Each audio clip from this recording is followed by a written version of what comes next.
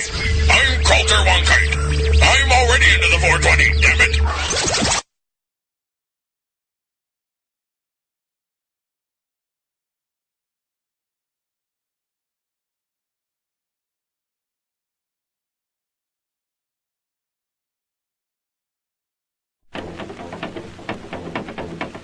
What's the matter with that cat there? Must be full of reefer. Full of reefer? Yeah, man. You mean that cat's high? Sailing.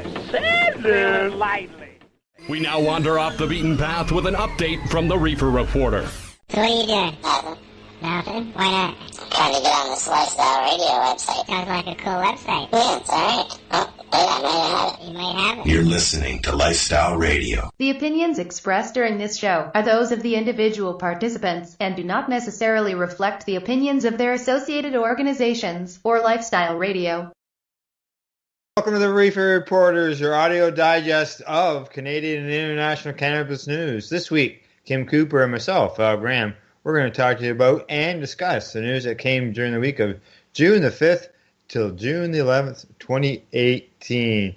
Well, Kim, what can I say? Today was my turn. It was your turn today, Al. We all have our days. We all have take our turns. We are all patients here. None of us do this.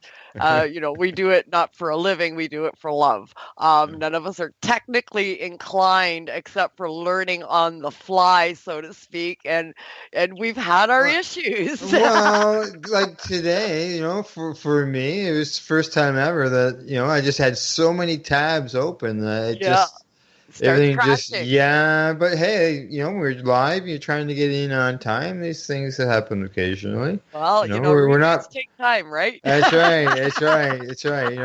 We are a few minutes late. That's why when we promote it, we say around 4:20. That's right. Yes, We got our bases covered with that. That's right. Exactly. Okay. Talking about things covered. I see the Senate has finally passed Bill C-45, but with a few amendments, like about 46 of them. Yeah, it's on its way back to the House to be voted on once again. Senators finally came together, I guess you could say, so to speak, and put this through the chamber, and it's gone back now. But 40 amendments, and some of them are not going to fly easily through the House of Commons. No, I don't think so either. There's some tweaks. There was 29 of them that were proposed by the independent senator who has this, who is sponsoring this bill. Those 29, they say, are tweaks, and I can see where the federal government would be supporting those. But there's some of these other ones, they're going to be interesting, like when it comes from the ban on swag and provinces having the right to ban, legal cannabis grows. Yeah, a lot of people are going to take issue with many of these amendments that the senators are putting forward. Will this pass before summer break? Yet to be seen. I can see this going to next year. I don't know. They say they can get her done, but I don't know. They're going to have three main ministers that go through them. They'll see which ones they support and which ones they don't support. So the ones that they support will be sent back to the Senate, and then voted on again. Yeah.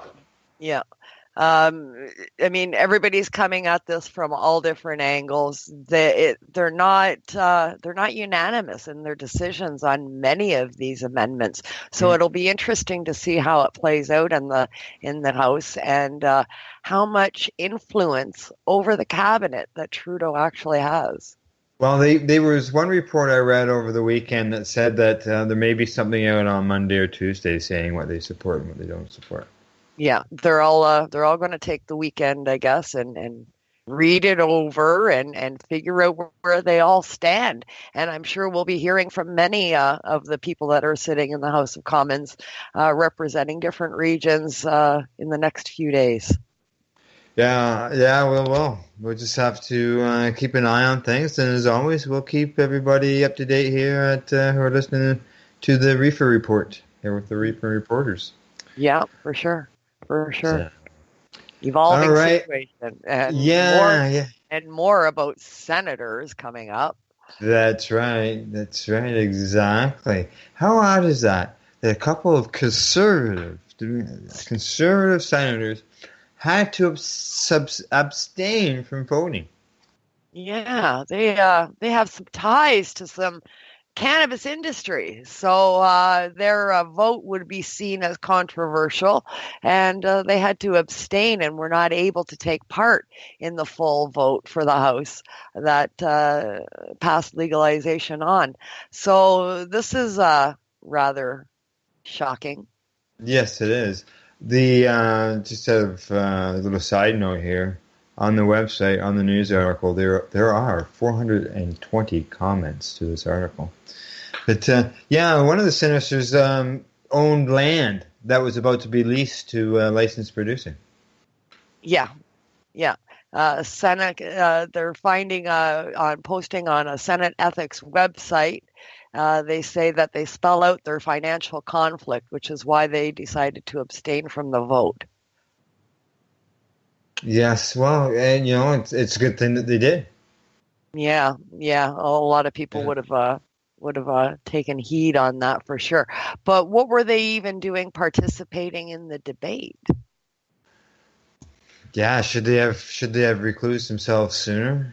Yeah, because this was I noticed the last name is from, I don't know if it's Barbara from, but she has some vacant land in New Brunswick, and they responded to requests. The province informed them back in December that they wanted to lease vacant space to open up a cannabis place. So that was December. That was 6 months ago.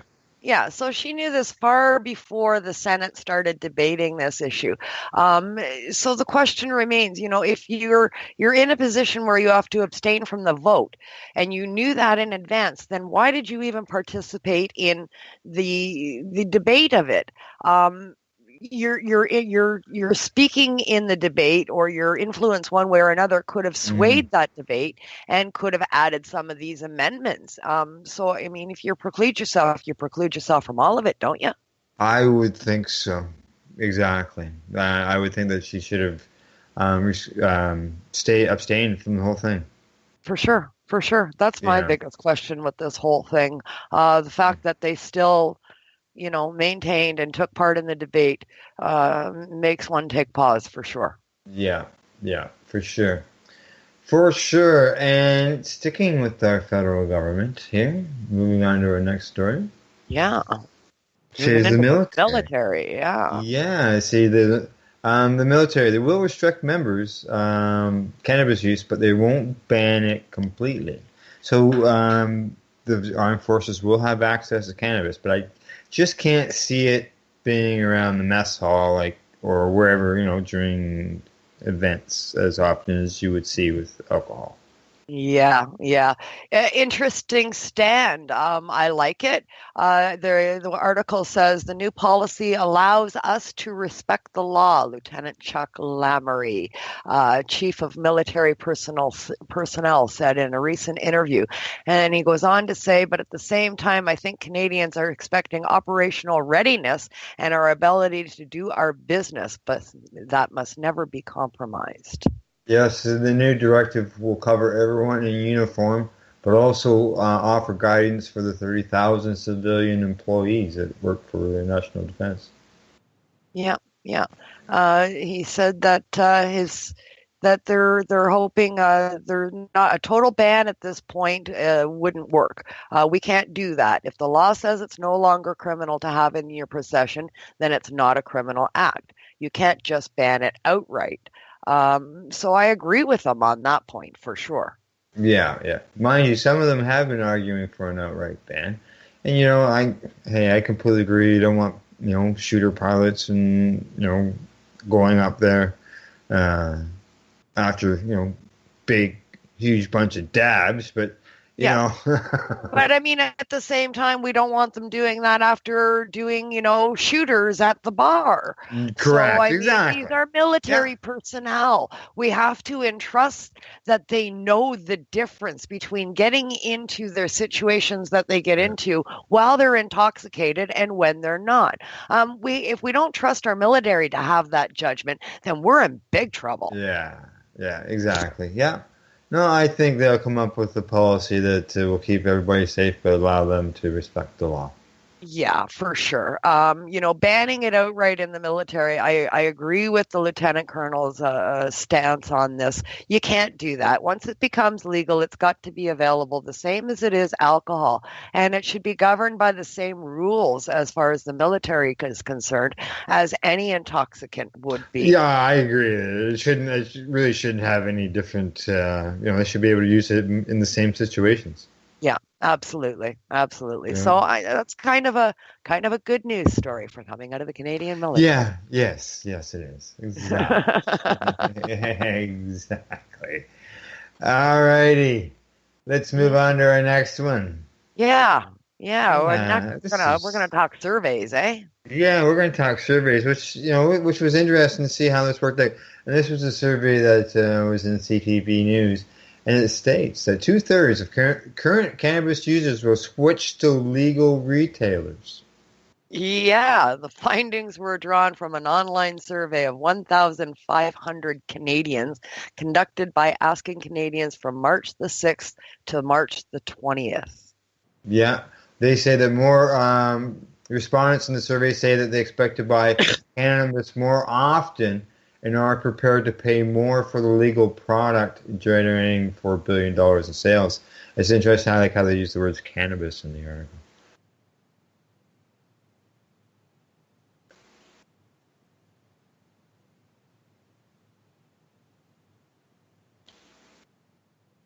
Right. Did we lose Kim? Oh, I guess we lost Kim. All right, well, we'll look for Kim, and I will just keep reading along here. Well, okay. They said that the government intends to have retail sales up and running by late summer. I assume we're looking at the fall at the earliest for that. They say overall the survey suggests that 63% of the respondents expect to move from illegal suppliers to legal suppliers. That includes 47% of frequent users and 70% of periodic users. It may come down to ease of access. I'm sure many of us have had those days where it's more than one day when you're waiting. But they also agree that legalization alone won't persuade everybody to come. I know there's lots of people out there that are completely against it. You see this all on Facebook all the time, as far as people who are against the licensed producers or the legalized system altogether. All right, and among other things, let's see.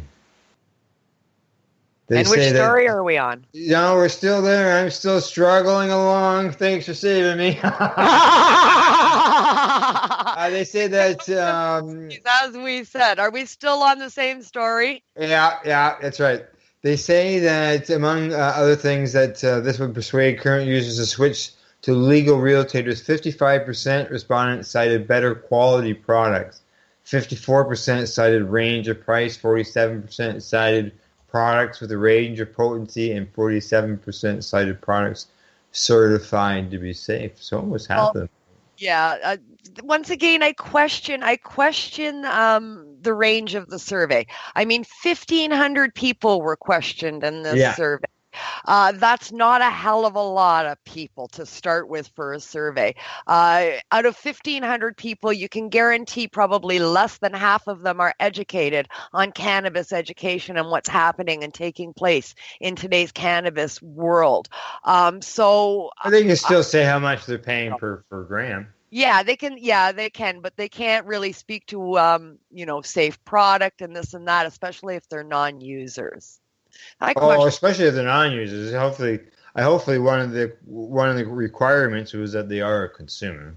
Yeah, I think they're using a lot of big numbers for a very low scale survey with only 1,500 people asked. That's very small. Yeah.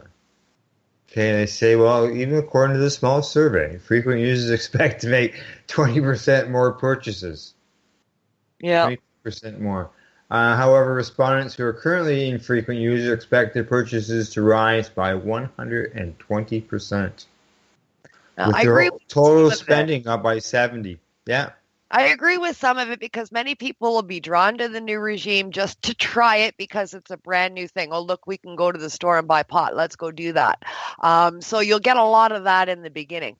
Okay. But I really don't think that they're taking into account the large current cannabis community and cannabis consumers. And I don't think that population will be as drawn to the new regime as they're expecting us to be.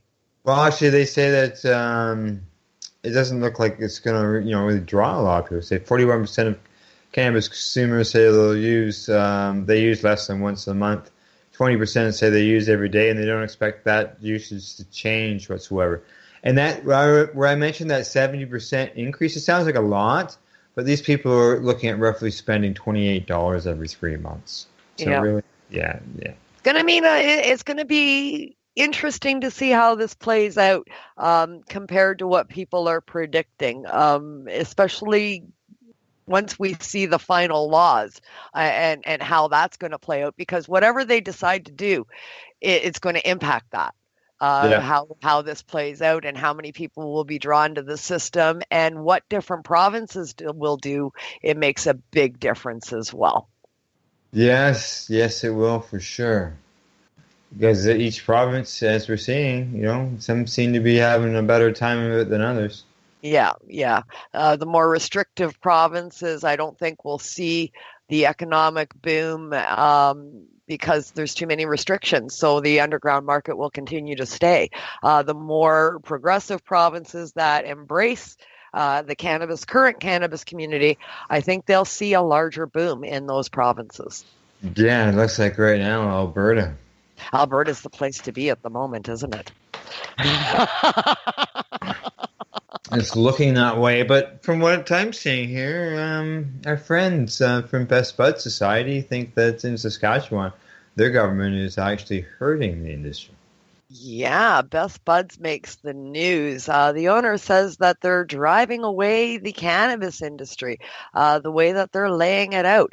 The retailer licensing regime they're putting in place will hurt the industry, drive local entrepreneurs to other provinces.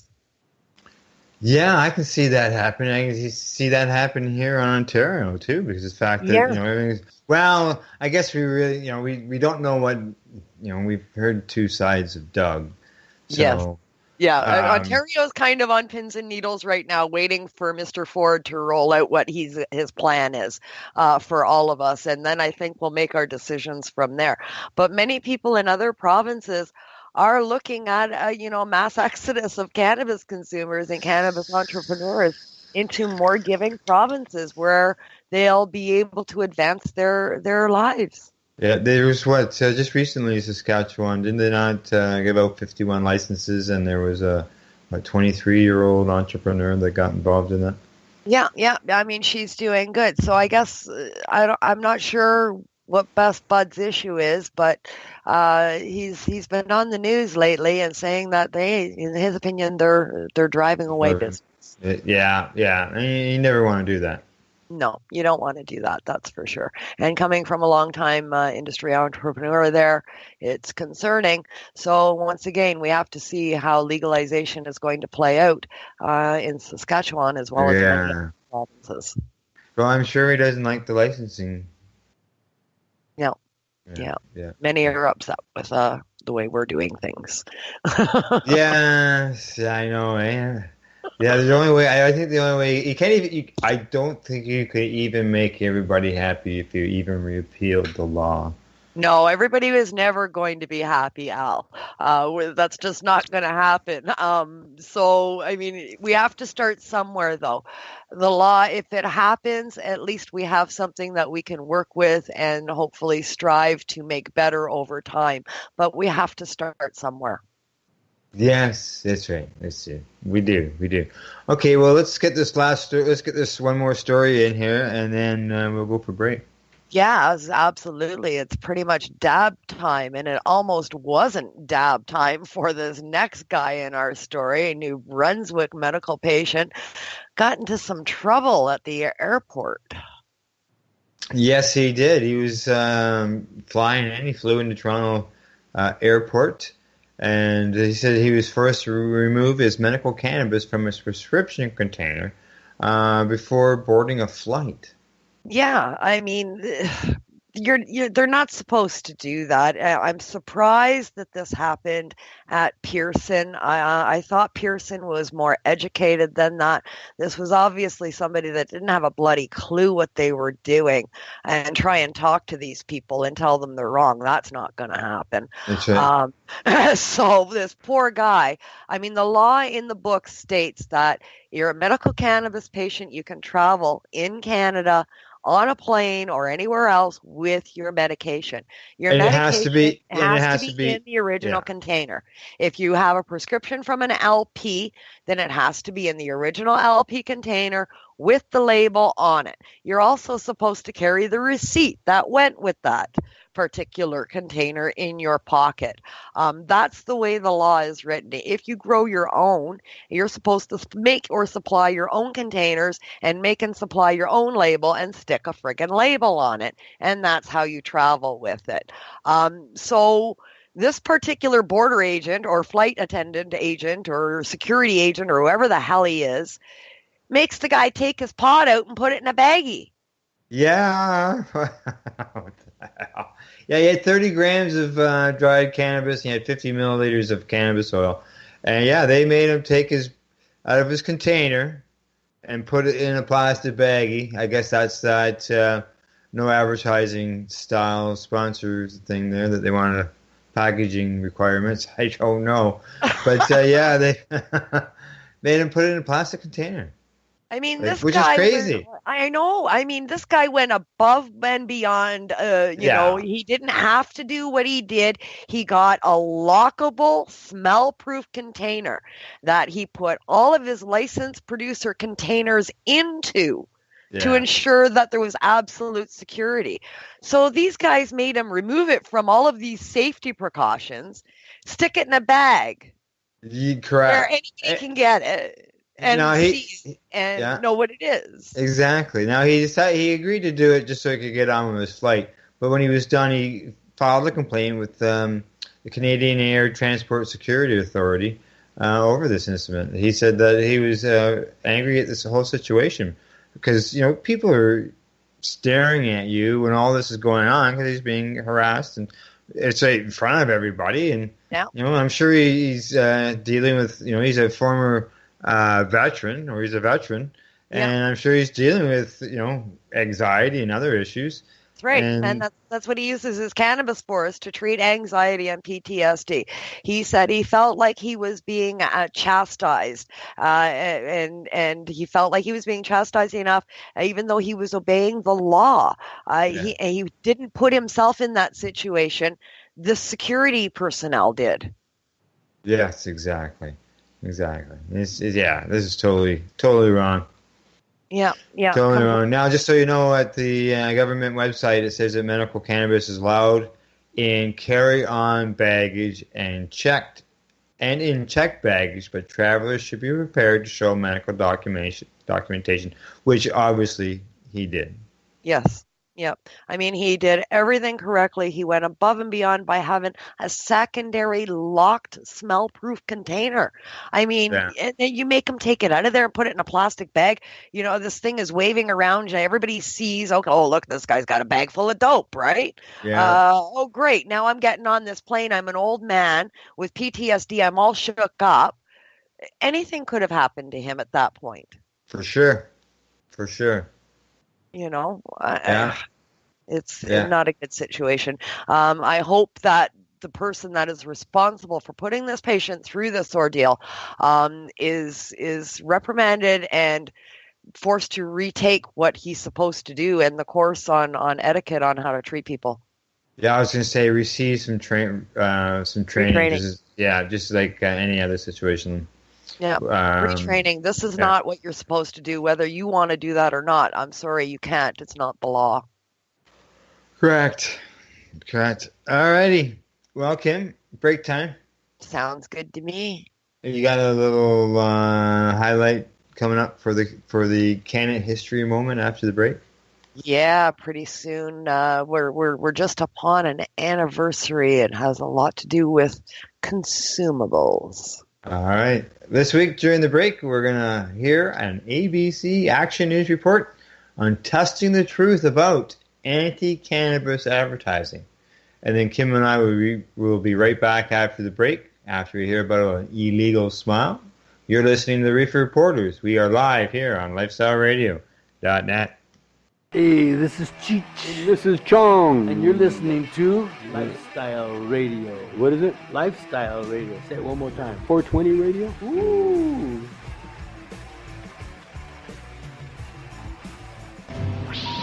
Hang up and try again.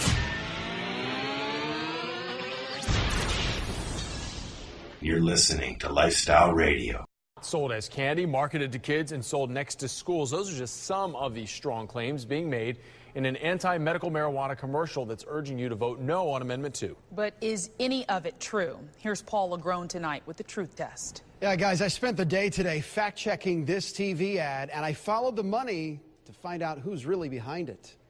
It's one of the strongest anti-medical marijuana commercials on TV right now. Just listen. With Amendment 2, this is what medicine will look like. Pot, packaged like candy, up to 20 times stronger than it once was. Marketed to kids, sold next to schools. All right, wait a minute. Pot sold as candy, marketed to kids. Is that really true? Well, I pulled up Amendment 2. In fact, here it is, word for word, what you're going to be voting on. And it is true that Amendment 2 does allow for edible forms of marijuana. But nowhere here does it say it'll be sold as candy or marketed to kids.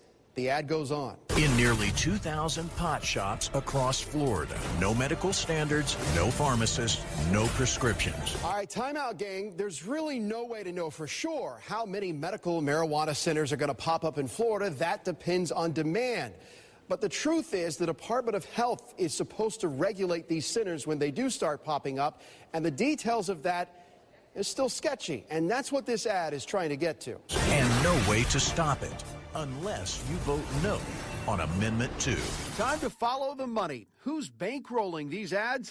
It's a PAC called Drug-Free Florida Committee. Here's a list of their top donors. And their top money man, casino magnate Sheldon Adelson, a mega donor to the Republican Party, the third richest person in the United States. He's given $7 million to Drug-Free Florida, 85% of the group's money. And number 2 on the anti-pot money list, the Publix family. Carol Jenkins Barnett, the daughter of George Jenkins, who founded Publix. She donated $800,000 to Drug-Free Florida. All right, Amendment 2, it needs 60% voter approval to pass. A similar amendment, you'll recall, failed in 2014. And if you believe in polls, the polls suggest that it will pass this time.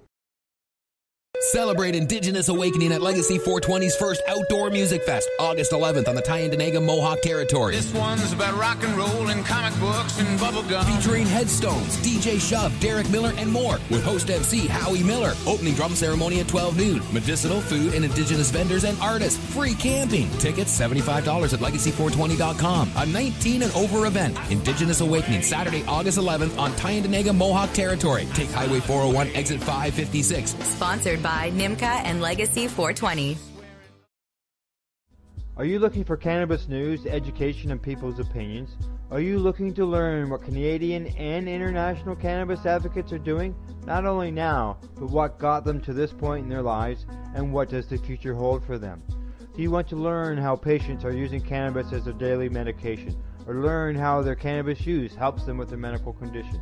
If you answered yes to any of these questions, then I'm going to suggest to you to tune in to Lifestyle Radio. Catch their live weekly shows and have your questions and concerns answered and find the experience you're looking for. Monday, catch your weekly news broadcast with the Reefer Reporters. Then on Wednesday, get several hours worth of cannabis public education. We get things started with cannabis and coffee with Marijuana. then tune in and catch Pottawa with Russell Barth, who calls himself the world's angriest pothead.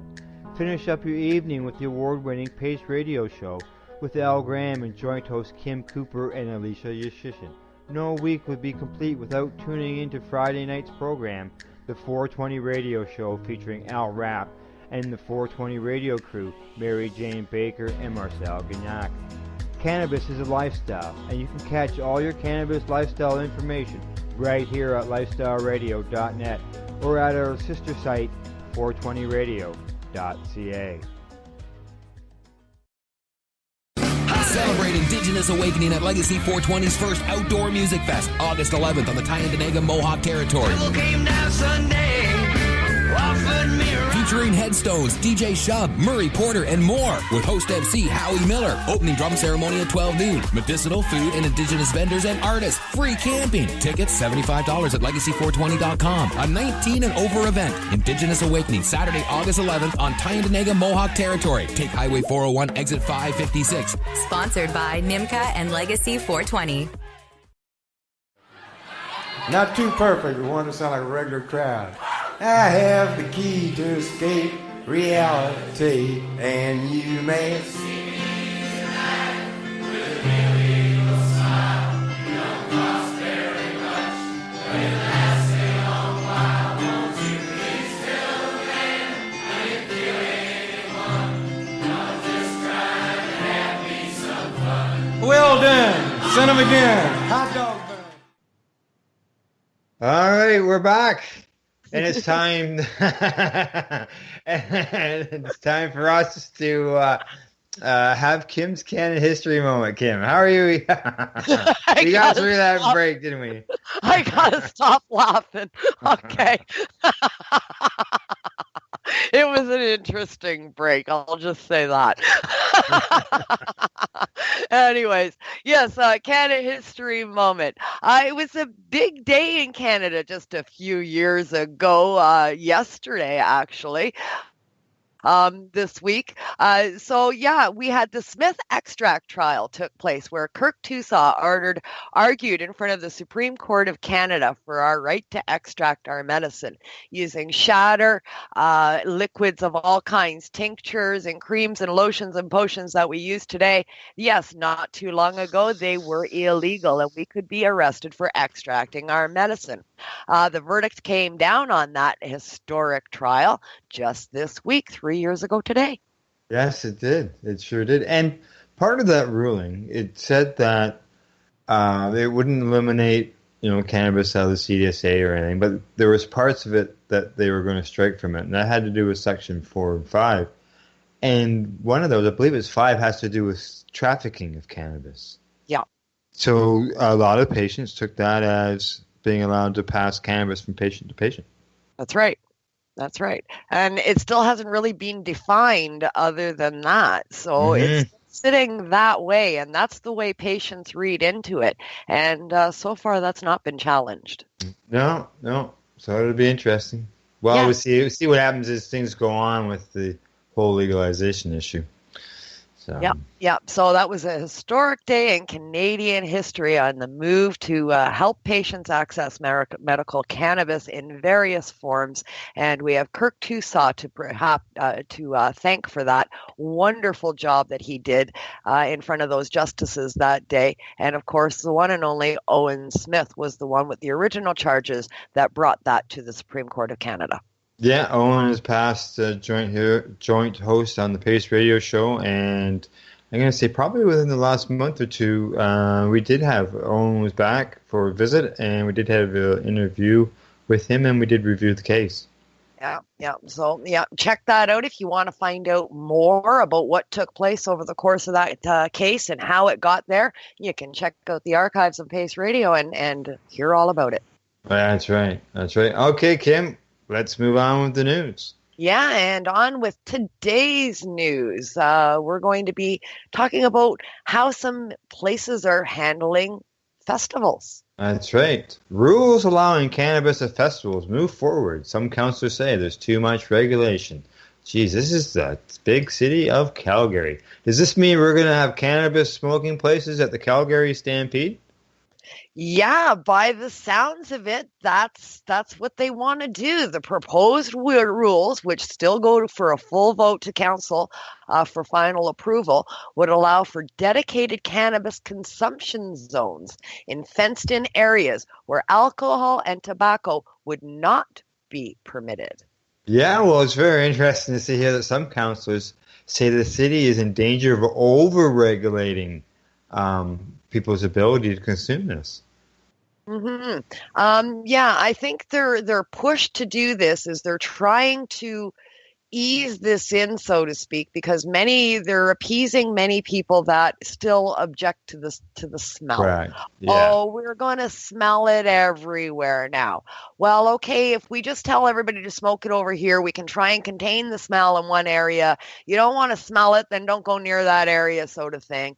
I can see this working in the initial, start of legalization, and it being just, kind of let go after a while. But hey, at least they're doing something to address. That's right.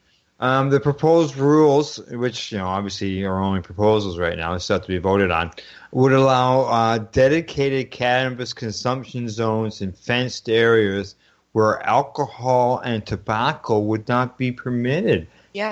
I mean, I love that. I love that. Yeah. I love that. So you're not standing there. You're not stuck with the smokers. You're not stuck with. I smoke cigarettes, and I can say that. When I want to go and smoke a joint, I don't want to necessarily stand there and inhale tobacco smoke while I'm doing it. So I understand the point on that, and I applaud it. They're looking at all sides on this. Yeah, I don't like spilt beer either. So, That's it. Yeah, the legislation will also prohibits the sale of cannabis at these events. So users would have to bring their own supply. So basically, it'd be like let's see, maybe a lounge that operates in the city of Toronto where you just take your own product in and. Yeah, that's basically what they're doing. They're opening up, tented areas that are going to be makeshift vape lounges, for the consumption of cannabis. I think it's an excellent idea. I mean, we have beer gardens where you can consume beer, but that has to be purchased on site. So in this situation, you have to bring your own. That's right. Yeah, that's right. Yeah.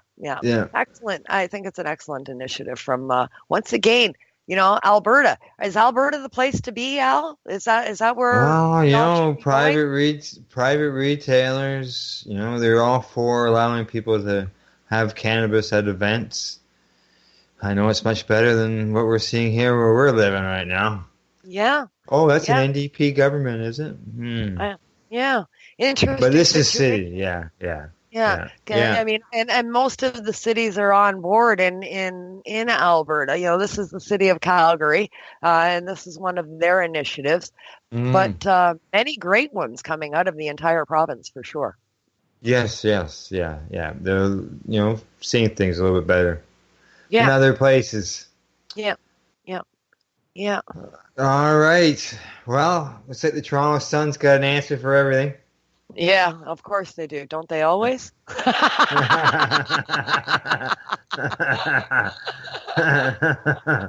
Well, they have got one here on the questions and answers, the lowdown on what cannabis legalization means. Yeah, I love this. So as we move closer to the inevitable end of almost a century of censure against reefer, we're going to have legalization. Well, sort of. 40 amendments attached to that bill, as we discussed at the start of the show. So, I mean, it's sort of legalization with all of these amendments. Not everybody agrees that it's legalization. Yeah. This article sort of pinpoints the same as the other one we were talking about, the branding issue as well as the home growing issue. Yeah, branding and home growing are the two main issues that everybody is focusing on right now. Branding is a big one. How do you sell something that doesn't have a label on it? Yeah. How do you differentiate product? I mean, nobody buys anything that just has a white label with black writing on it. Yeah, with the big red stop sign. Yeah, with the big red stop sign and the the illicit market will have the nice labels that will look really, Yeah, I mean that's going to continue. That's not going to go anywhere anytime soon. So branding is a big issue. This Toronto Sun article does mention the Cannabis Festival or event that just took place this past weekend out in Mississauga, just outside Toronto. And that was a major event that started last year, and it was we were discussing this at the break actually, and it was mostly grassroots place event, and it was a lot of grassroots vendors and that kind of a thing there showing their wares when I was there that last year, and this year it's turned very corporate. So it's interesting to see how this is playing out. As far as legalization goes, you're seeing less and less of the mom and pop, more and more of the corporations, the mom and pop going underground again. Yeah. So I see that continuing with the branding situation going on for people that are in business on the legal level. Well, I know some of our past guests on the Pace Radio Show have said, like they're just going to continue on. They've got their names are branded. Yep. Nothing's going to change. Yeah. To them. To them. Yeah. All right. Well, there's not a lot of questions and answers on this page. No, there's not. I thought they could cover more, but they didn't. They covered those two main points that we've already covered. Yeah. So much for the Toronto Sun. We tried to give it a go, and there you go. Fell flat in our faces for that.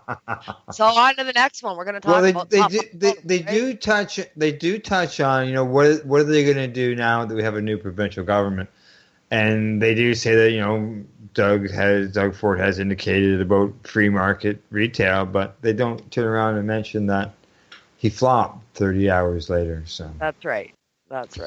He got yelled at, and he changed his mind. Exactly. Yeah. Okay. Now, as we head over to Puff Post, for our next article, this is an article that a lot of people I know have had the same question. Yeah. Yeah, and that is how is Canada's legal recreational cannabis will affect the medical research? Yeah. Now that it's legal, will that take a lot of the strain and rigid, hoops that people have to go through to research this drug?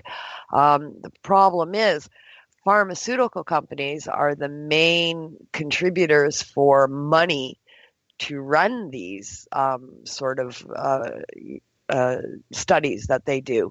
So who will pay? Yeah, well, right now the licensed producers have been getting some studies, but without recreational, with only the medical program, they would need these studies in order to further move their products. I think that is lessened by the recreational market coming in because now they know their product's going to be sold recreationally. This is true. Will they need to do that research in order to help sell their product? Yeah, if we don't need to push the medical aspect of it, then why invest the money in the research for the medical aspect of it?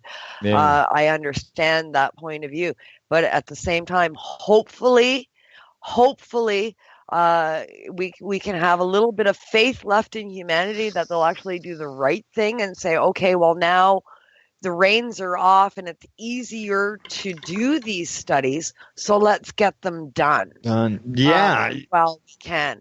But again, that comes down to humanity and having faith in humanity. And coming into the mid-2018, that's getting less and less all the time. So we have to keep our fingers crossed, right? Yes, that's right. Well, we do.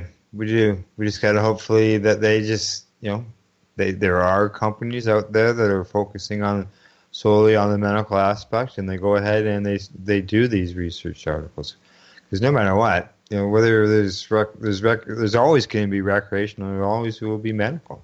Yeah. And it's, hopefully it doesn't go that route. But I mean, I've said in the past, I see that happening in the future where medical is basically out the window. You're not going to need a prescription anymore because you know what? You can buy it at the store around the corner. So why should I give you a prescription? I can see them trying to zone out medical. So I can understand what you're saying, where you're coming from with that. But I gotta hope that at least some of the doctors and some of the researchers out there want to know about the medical benefits strongly enough where they're going to go ahead and do this research and hopefully prove me wrong. Well, I hope so, because you got to look at it this way too: is if we're only allowed to grow 4 plants, if there's no medical program, and you're only allowed to grow 4 plants, that would mean a medical person would have access to less than a gram a day. Yeah, that's right. Because indoor growers, 1 plant is, or actually 5 plants is 1 gram. That's right.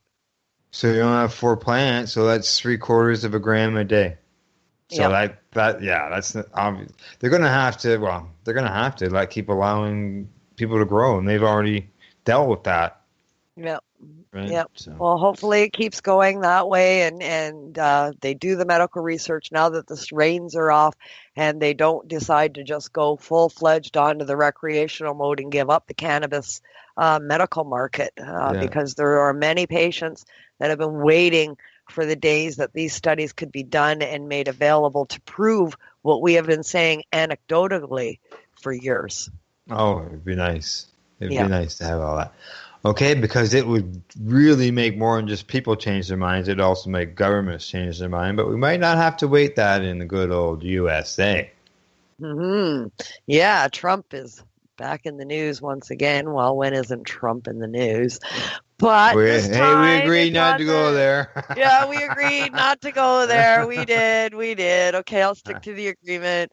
So I have a hard time saying the P word before his name. Mr. Trump said that he's likely to support congressional effort to end the federal ban on cannabis. What? Yes, that's right.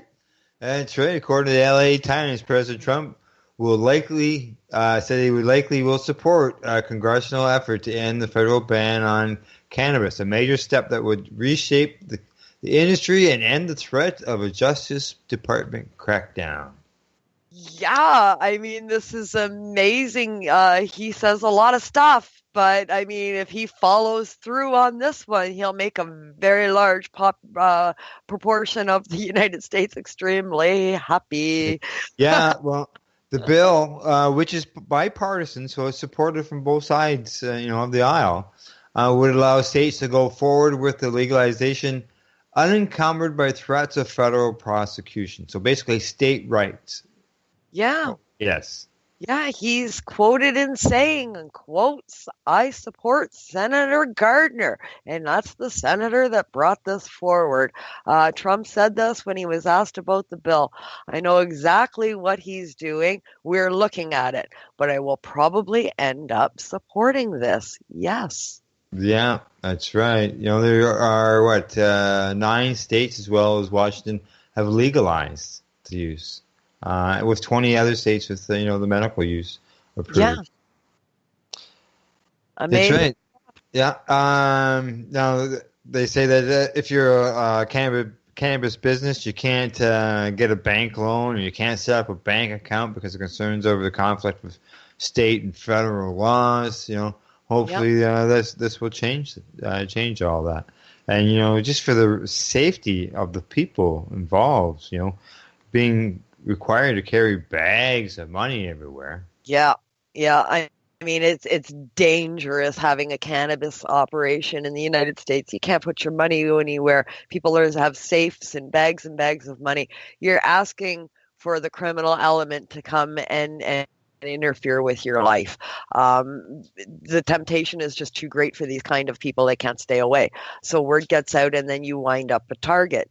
So it's not good for anybody with that situation. So change is needed needed in order to get the banks back on board and taking these people's money. There was a part in the article here, it says, while Trump's comments were welcomed by cannabis or marijuana activists, they remain on edge, especially because of Trump's spotty record of actually pushing legislation through Congress. Yeah. You gotta watch the words he says. They can all change the next day. Yeah, so I mean, just because he said it doesn't mean a whole hell of a lot yet. But that gives us a little bit of hope, right? That's right. Yes, a little bit of hope there, but let's see what happens with this this bill, and hopefully it moves along. Now, I guess it has to be passed by Congress before it could get to Trump to sign it. So if it doesn't get the support there, then Trump won't even see it. The So his Senate, words would be meaningless at that point.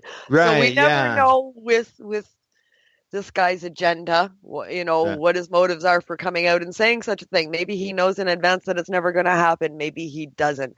Let's wait and see how this one plays out in the good old US of A. Perhaps Canada's legalization will have some merit on that. Yeah, it could pass through the Senate, but not get through the House, or it might not even get past the Senate, but they know there's a president at the other end that's waiting for it. Yep, that's it. So we'll have to wait and see. Yes, right. That's right. An update down the road. Another update down the road in the evolution of legalization. That's right.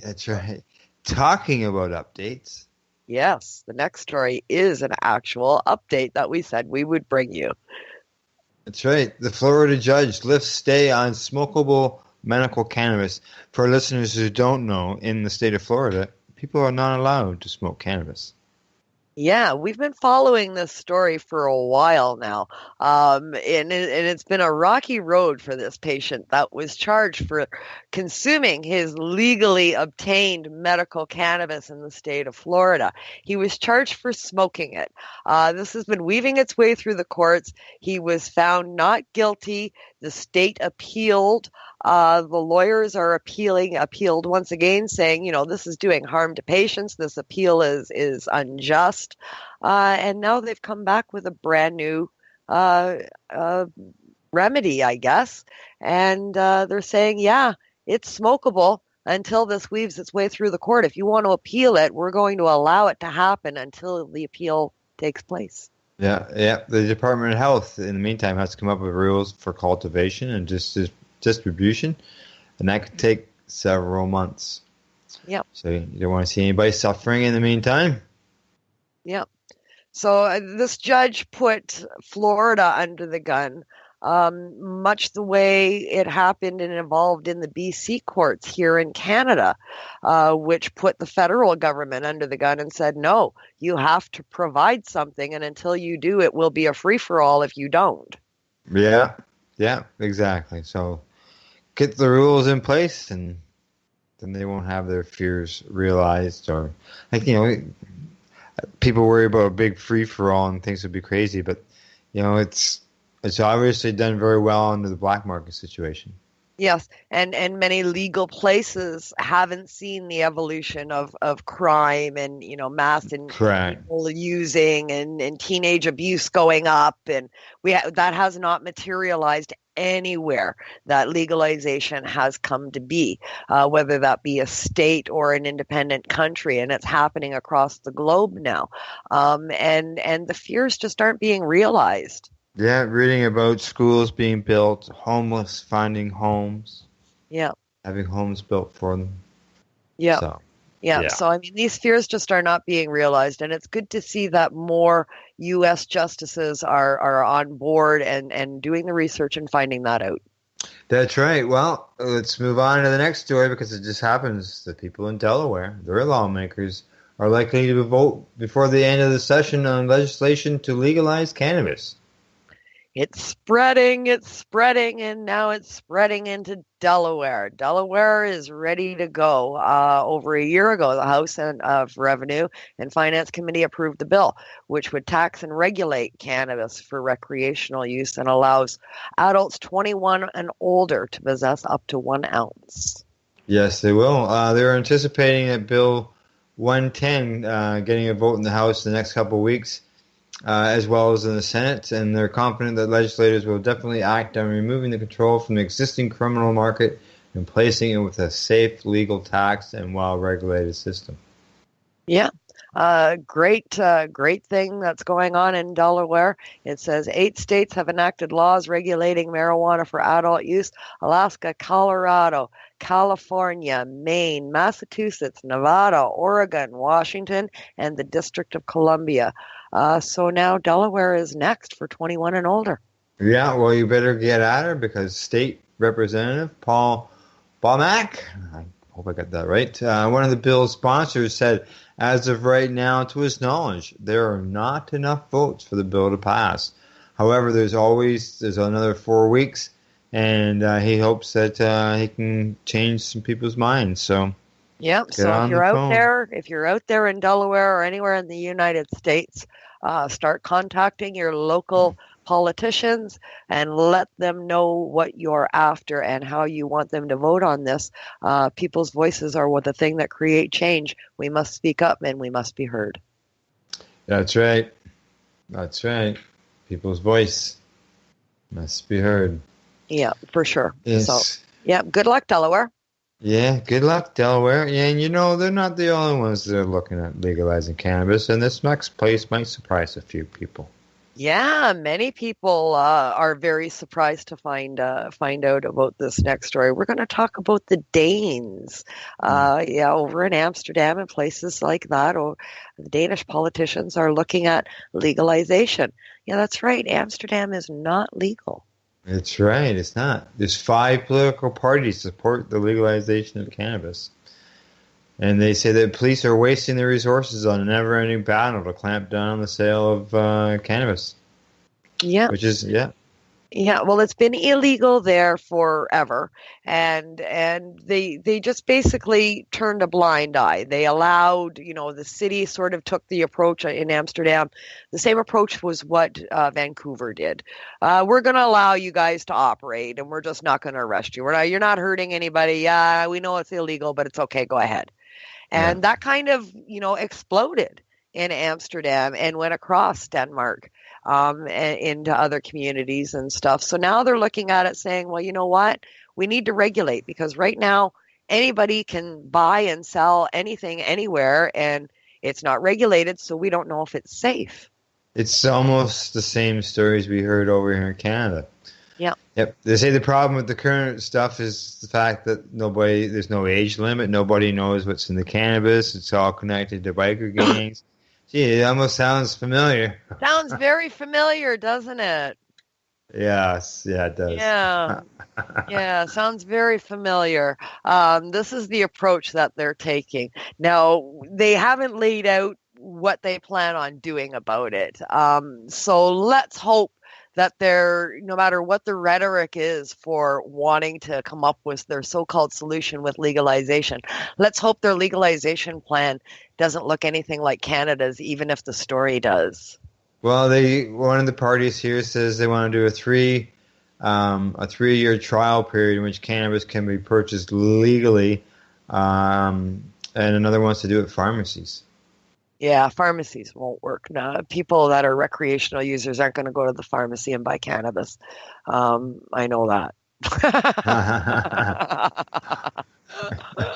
That's not going to work. No. That's not going to work. No. It hasn't worked here yet, so. No, it's not going to work. Many cannabis consumers and supporters are naturalists and are against pharmaceutical medications. So just the idea of buying something out of a pharmacy would be against everything in them. So there's no way they're going to do it. And I know there's a large population that use cannabis as a medicine that feel that way. They're against pharmaceuticals of all kinds. So that won't fly. I don't see that flying at all. We'll have to wait and see another evolving situation in another country on this wonderful blue globe of ours that is looking at going green. Yes, that's for sure, because in Paris, they're looking at softening their cannabis laws. Yeah, we're going to go across and head over to another European country. Parisians get their cue for softening drugs, they say. They're opening up the first coffee shop. Now, it's kind of, it's not really drugs, I don't think, and cannabis that we are used to, that's for sure. Well, yeah, because they're legalizing it. Puts the restrictions on it and all that. But they have also capped the THC that is allowed in the plant, and that number is 0.2%. Yes, you heard me right. 0.2% THC is the maximum allowed. Yeah, so there's a zero there. The first number is 0. 0.2. Basically, we're talking about hemp here. That's what it comes down to. It's hemp. Perhaps it's a high CBD strain of hemp, and you may get some of the medicinal benefits from the CBD that is available in that hemp, but it is basically hemp. And they even have labels and warning signs everywhere throughout the shops that have these products available, telling people this is not for smoking. We don't advise anyone to smoke this cannabis. Yeah. It's for turning into stuff like, bath bombs and teas and what have you, creams and lotions and what have you. It's not for smoking. But the people of Paris aren't getting the message. No, they're not, and more people are smoking it, and this is just brutal. Yeah, I mean, there's lineups down the block. I mean, there's you can see the picture here, yeah. 200 people in this lineup waiting to buy cannabis from this store, dried cannabis that they're offering. That's basically hemp. Yeah, they interviewed one fellow. He says, I want to find out if the stuff they're selling gets you stoned. In theory, it has less than 2%, but I've heard it contains more CBD. And that it should have an effect. At least it should make you feel relaxed. So it's curiosity at this point by cannabis consumers that are filling these lines and non-cannabis consumers that are curious. As far as alleviating any black market that they may have there or supplying the need for cannabis consumers that they have there, this isn't going to do it. No, it's not. No. And according to the French Health Authority, there are no therapeutic benefits that can be claimed by the makers or the vendors of any product containing CBD. Yeah. They're putting the lid on that the same as they've done in Canada and the United States. You cannot claim any therapeutic benefits to CBD, no matter what history has shown us. Yeah. They interviewed one lady here in her 50s. She says that I'm here because this is the first coffee shop where I can buy cannabis legally. I think legalizing it should mean good quality. Well, if you're getting 0.2% THC, I don't think that's very good quality, madame. Yeah. At least not the smoke. No. So it's not to be consumed by smoking. Yet Parisians are lining up by the hundreds to purchase it so that they can give it a shot. Curiosity, I think, is the main thing. This is brand new there. So once the curious seekers are gone, I see these lines dwindling very quickly. Yeah, so can I. So can I. I don't think I'd wait in line for something like this. So the evolving situation around the globe for cannabis. Yes, well, it's a start. It's a minor start, but it's a start. It's a start. We all have to start somewhere, right? That's right, exactly. Well, talking about starts, this is a finish. This is a finish. That's right, complete opposite, at the other end of the spectrum. And that's our Reefer Report, Kim, for this week. And let's see. This is the week of June the 5th to the 11th. In closing, we'd like to say thank you for listening to our Reefer Report, and if you enjoyed it, please share it with your friends, relatives, and strangers. And until next time, don't forget to educate, medicate, do not incarcerate. Bark at you later. So what are you doing? Nothing. Why not? Trying to get on this Lifestyle Radio website. Sounds like a cool website. Yeah, it's alright. Oh, wait, I might have it. You might have it. You're listening to Lifestyle Radio. The opinions expressed during this show are those of the individual participants and do not necessarily reflect the opinions of their associated organizations or Lifestyle Radio.